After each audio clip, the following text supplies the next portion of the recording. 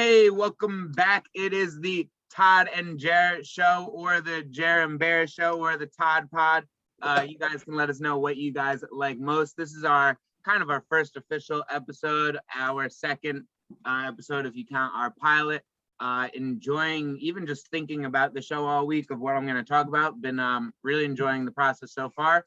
Hopefully you guys enjoy it as much as I do, or we do. So on this week, I'm going to start it off with something about crypto. So if you are involved in crypto at all, or if you just watch any of the markets, you probably saw that crypto has been going down this week. I love when crypto starts going down because I feel you can really see who is a believer, who actually likes the fundamentals and who doesn't. A lot of people are like, oh, crypto's over, bull market's over, it's the end, it's going to zero. I'm not of that belief.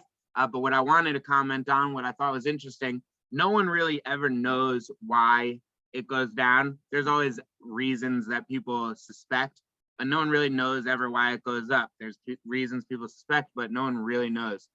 Last week, the reason people think that it started to go down was a power outage in China.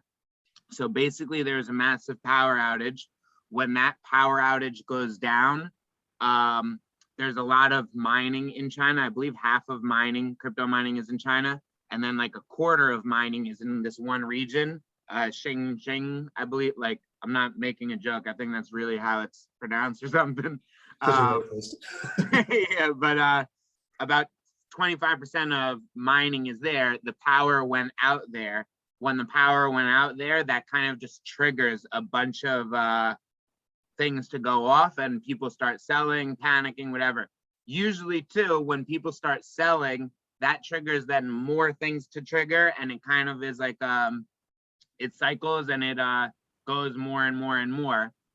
People get scared, and people just start selling more. So I believe that's kind of something that potentially happened to trigger it. And then usually once it starts going down like 5%, a lot of people get scared because they invested money that they can't afford to lose. So they end up actually selling and actually losing it, where if they just hold it for a little longer, they'll probably actually have it back. But that's what happened. So I guess my initial thoughts with that is interesting. But then also, I love crypto. I'm not too concerned about like the power usage of it's hurting the environment. I'm big on the environment, but I feel like that's easily solvable, and we're killing the environment in a lot of other ways. I don't know why people are attacking crypto. Yeah, they just don't get it, and I feel like they don't, and it's something that's just like weird to them. So they're looking at all these strange angles of attack on something that they just aren't even familiar with. And like, yeah. You know, I'm not nearly as into crypto as you are, but I dabble a little bit. And you know, in talking with my dad and brother, in them thinking it's much more sort of black magic than sort of an investment, is that when you look at things that you've got major governments around the world now that are not just tolerating crypto, but actually involved in the mining of it. Because my assumption is that the Chinese government was either doing most of that crypto mining, or if not, we're certainly at least halfway involved with it. Because China gets a taste of everything that happens in their borders. So in China if they're not involved. So it's here to stay, and I think we're going to see some wild fluctuations. But I think it's going to be. I think we're approaching a future where there will be a division of people based on sort of who has been involved in crypto and who hasn't been, and sort of I think it's going to be an interesting dividing line that appears. Definitely. And then so this is I just thought of this when you said like people don't even really understand what they're complaining about or what it is or anything. So this is kind of related, but I just saw this earlier. Someone was making fun of a Tesla owner for having a power generator in their trunk that ran on gas, so that when their car ran out of power, electric, they had a gallon of gas they could put into the gas generator and they could charge up their car. So here's the thing. It sounds funny, and this person was making fun of him, like, oh, you bozo, you don't even understand why do you have a Tesla? That's pointless. But then what I'm thinking is, hey, person making fun of the guy with a Tesla, I don't think you understand how the power grid works. And Yep. most people who plug in their Tesla are actually not using renewable energy. Yeah. And actually, if everyone in the country got a Tesla right now, it'd be worse for the environment than what we have right now. The whole point of getting a Tesla is so we can convert the energy grid to renewable sources. But right now, most of our energy grid runs on coal. So if most people got Tesla, most people would be powering their car with coal energy, which is not good for the environment. Well, So to me, it's just like people complaining about something without knowing what the alternative is. I feel like Bitcoin has electricity that backs it, and people are like, oh, that's bad for the environment. I think that that's debatable, and I think a lot of it is renewable energy anyway. But what backs the US dollar? The military of America. That is the worst thing for the environment in history. So how can you complain about Bitcoin and not complain about what backs the US dollar? You know, and you're much more involved with this than I, but like I didn't realize that people were going at crypto as one of the negatives being like energy consumption. That is just such a weird sort of line of attack. Like to me, like it makes way more, like I would listen to someone more if they're like, this is a Ponzi scheme and it's going to end up with a lot of poor people losing money. And it's like, you know what, you're probably right. There are probably going to be a lot of dumb people that end up losing money, mainly because of their choices, not because, you know, crypto is inherently bad. But trying to be like it's bad for the environment just seems like such a reach. I would even argue to relate to the news that I was supposed to talk more about, but I would even argue that like maybe it's not the best to have a currency so reliant on power because it's susceptible to attack. Like the energy grid in America is very old and easily hackable. I believe we actually like they almost got hacked. A water grid got hacked like in Florida or something. They're easily hackable. If we all become reliant on Bitcoin, who's to say someone can't control the power grid and then make money not possible? I think that's a lot bigger concern or something to argue, but to say, yeah, it's bad for the environment, I don't see it. Yeah. All right. So let's move on.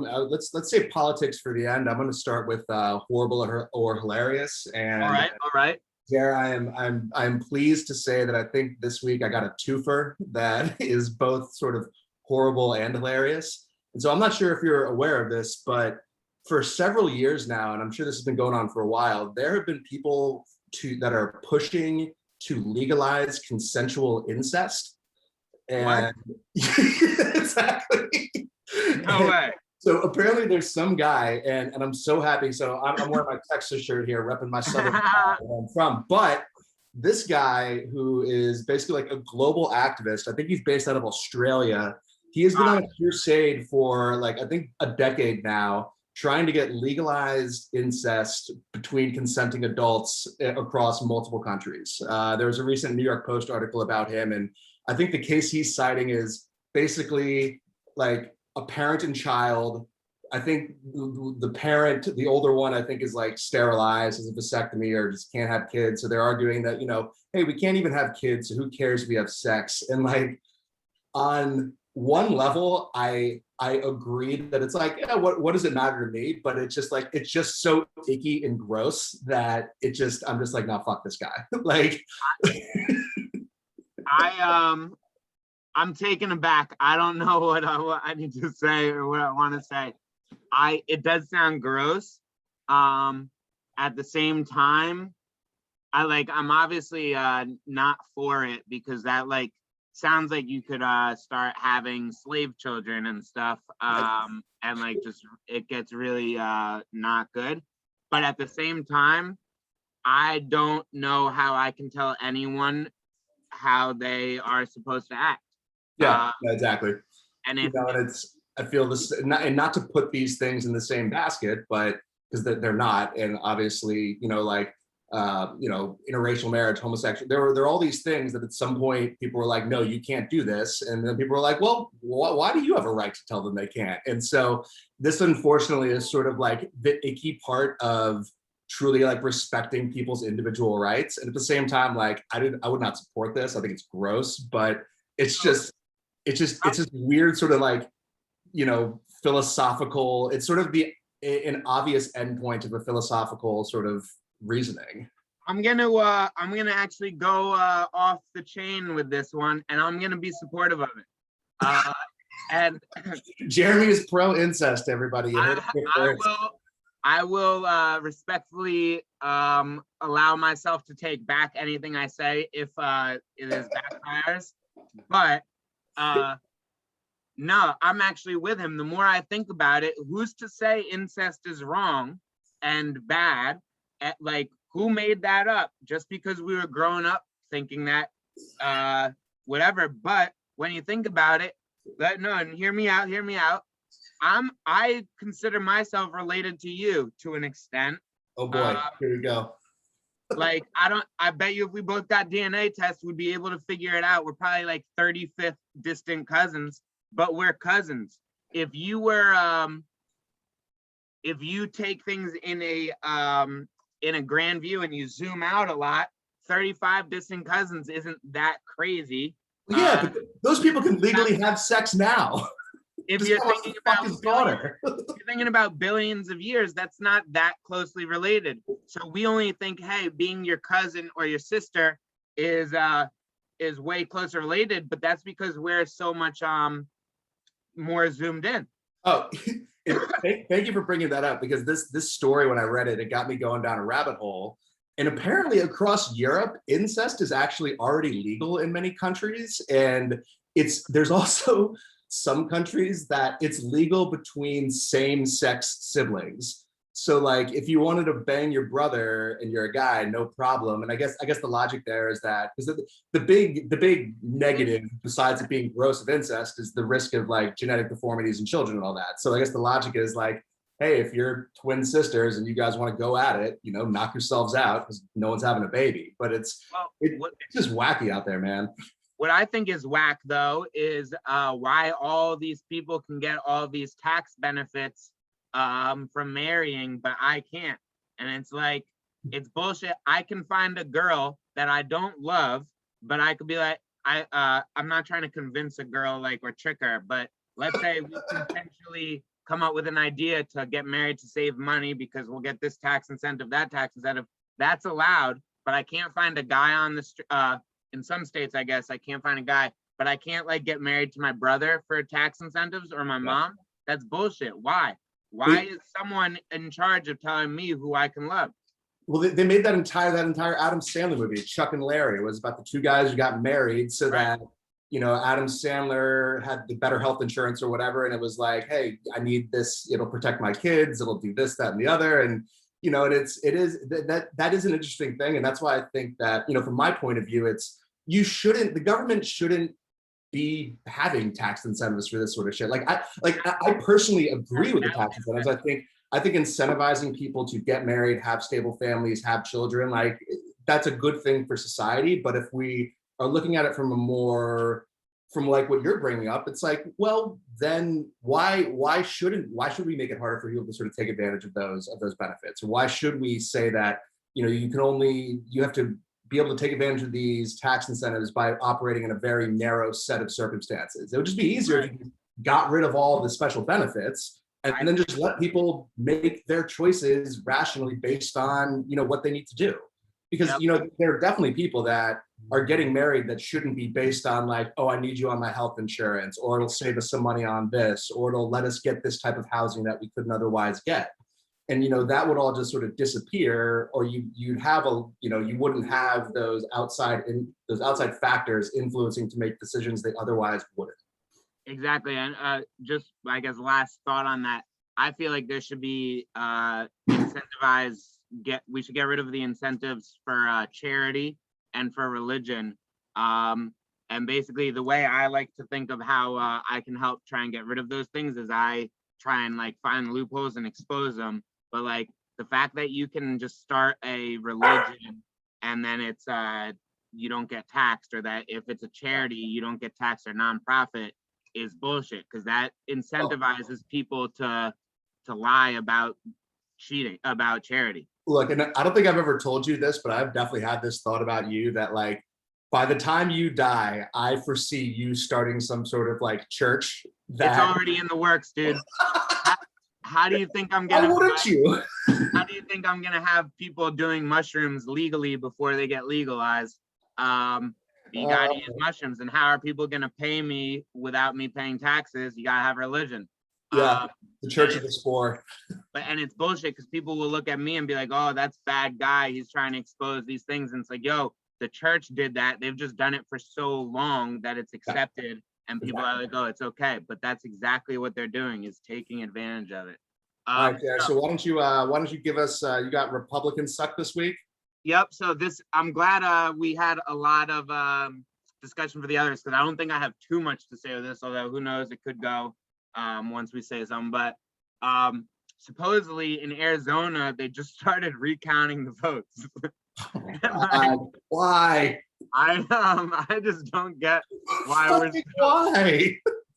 yeah, I don't get it. And like I don't have any opinion on the voting, if it was right or wrong, whatever. I'm sure there's something that someone has a case on, whatever, but it's over. It's been 3, 4, 5 months ago. If you're gonna do something, like, my opinion, start preparing for the next one, and try and figure out how you can make it better for the next one, which some of them are doing. But to recount, I think it's Maricopa County, in Arizona, just is dumb. And then where the hypocrisy comes is like when I don't lean with either of them. When Democrats were saying, oh, Donald Trump got backed by Russians, there's Russian influence, whatever.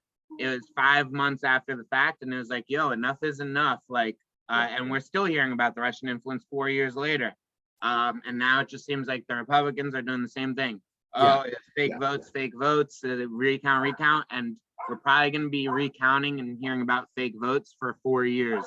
Well, that's the part too that annoyed me about the whole bullshit that was going on with this recent election, is that all the Democrats had this like collective amnesia about like the fact that 4 years earlier they were basically being like, this election was bullshit. This is a fraudulent election. Hillary actually won. There's literally, I remember finding a video of it's all these celebrities making an appeal to the Electoral College saying, it's your right to vote for Hillary. Do the right thing, vote for Hillary, basically disqualifying the results of the ballots that were counted. And obviously many people were not happy with Donald Trump being elected, but at the same time, if we're going to respect elections, we need to respect elections. And I think the Republicans were fucking idiots for the way that they handled themselves after the most recent election. And I think they've damaged their brand. But this idea that it's just this Republican right-wing stuff where these people are going nuts it's not true, and it's hypocritical. So, but yeah, that's just nuts. I can't believe they're doing that. But I've got actually, I think, a twofer possibly for Democrat sucks. So maybe we can go a little bit deeper on this. But let's hear, baby. Okay, so I want to start. I've got one from earlier in the week, but one more recently, and I think this one I'm going all the way to the top. I got some beef with Joe Biden. There was a climate change Zoom call where they were discussing climate change policy with basically all the world leaders, all the big boys. I forget who it was, but China, Russia, all the world powers were there. And on the Zoom screen, set up like Brady Bunch with all the different boxes of all the leaders, no one's wearing masks because they're all probably sitting behind their desk with their aides far away from them, and probably everyone vaccinated. And there Joe Biden is with his dumb mask on, looking like just a complete idiot. And at this point, look, it's fine to wear a mask. I wear a mask when I'm going into stores. I'm not one of these people. But in America right now, we have a vaccine hesitancy issue. And with all this stuff about basically being like, well, if you get the shot, you still shouldn't go and hang out with people. You still should wear a mask. It's like, we need to be showing people that getting the vaccine, and I'm not fully vaxxed, by the way, full disclosure. So, we need to show them that, hey, the reason you get the vaccine is because it's the first step towards normality. It's getting back to normal life. Thank you, Jamie. Thank you for keeping me safe. Your mask protects me. I'm a selfish asshole, and I refuse to mask up to protect you through the Zoom. All right. So that's just annoying. And at this point, it's just like this virtue signaling of like, look how good I am. Look, I'm still wearing the mask, even though I don't need to. I see people all the time walking around Philly, and They are by themselves, no one around them, double masked. I saw some girl the other day. She had a double mask and a face mask on, walking on the sidewalk, no one around her. This is not in Center City. This is in like a neighborhood block. And I'm just like, at this point, I'm just feeling bad for these people. Like, I just really feel bad for them. Like, I feel pity more than anything else. Yeah, no, it's yeah, it doesn't make sense. I wish I had more to say about it, but Well, and it, then, yeah, and then I guess the, I was initially thinking we're about to respond to the climate change. I thought that's where the hypocrisy was going to come oh, when you no. were saying the Zoom call, because I think that's super hypocritical in itself, though. Just like all of these pledges, I don't know, they sound good, but to me they're like a lot of nonsense. Well, And I want to actually see the action, not just like keeping well, them. absolutely. And look, and on the climate change thing, at least if they start doing all these like global summits, a big step forward would be doing them via Zoom and not flying, delegations around the world in multiple private jets and 747s to go powwow and then have your fancy dinners and your parties and everything. So Flying is literally one of the worst things you could do for the environment. If you pick up trash every day in this street because you want to clean pollution, then you fly once in your life, all that picking up trash is pretty pointless. It's just neglected. And so the one I had from earlier in the week, because the Joe Biden thing just pissed me off, because like I think he's done a very good job in office so far, but it's like we need to start showing that we're getting back to normal, and him starting to take his mask off a little bit in situations where it is completely safe would be a helpful signal. But the thing that to me is more egregious, and this one really got me, I'm sure you heard about this because I feel like everyone did, is following the Chauvin verdict, and that I think we all agree with, is that Nancy Pelosi made a comment where she thanked George Floyd for sacrificing his life. And it's just, the thing that makes me happy is that right and left united and we're basically like, what the hell are you talking about? Why would you even say that? And the most outrageous part to me was she said it, I'm pretty sure, while standing in front of like a delegation of the Congressional Black Caucus. And it's like, let's let Nancy Pelosi get up here and white splain to us the situation and how grateful we are that George Floyd, laid there and got killed by a police officer. Like, what the hell? I mean, I think it was just I don't know what the right thing was, because I feel like I had like a little bit of excitement at the verdict. It was like, oh, like, or relief maybe, not excitement. But then seeing how excited everyone was a little bit like just weird. It was like, yo, is this something to be excited about? Or like, it was strange.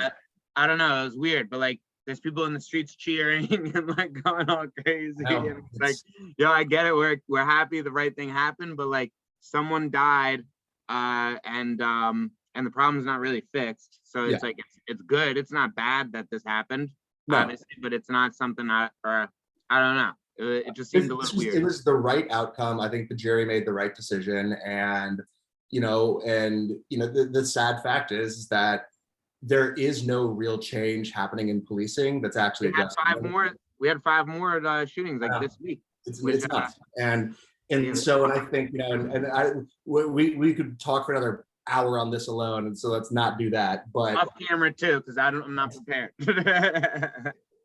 But yeah, I mean, policing obviously needs to be reformed. There are obvious changes that need to be made, and hopefully the Chauvin verdict will be a step forward. I mean, I saw a video that made me happy. It was footage of police arresting a woman, and this one cop seemingly needlessly sort of punching her in the face while she was handcuffed on the ground, and another cop grabbed that cop and threw him off. And it's like, good, thank you. That is what we need. We need, if maybe this verdict, if it alone has sent the message to cops to be like, you're being watched and you're just as guilty if you stand there and you let your brother do something that is illegal or do something that is violent. You're just as culpable, you're just as guilty. If nothing else, hopefully that will start happening more often, and hopefully this is a first step on a long path of effective police reform. Definitely. I think that about wraps it up. I had a great time as always, Todd. Like, subscribe if you listened. If you have any ideas you want to hear Todd and I talk about, or if you want to join us, please feel free to reach out. We would love to talk to you. That's all. Stay safe. Love you guys. Todd, are you on Mars? Is that the helicopter that just flew in Mars? Yeah, you know, I'm orbiting. I'm going to try to find Elon Musk's Tesla that he launched into space. Hell yeah. There we go. I love it. Get a free Later, guys.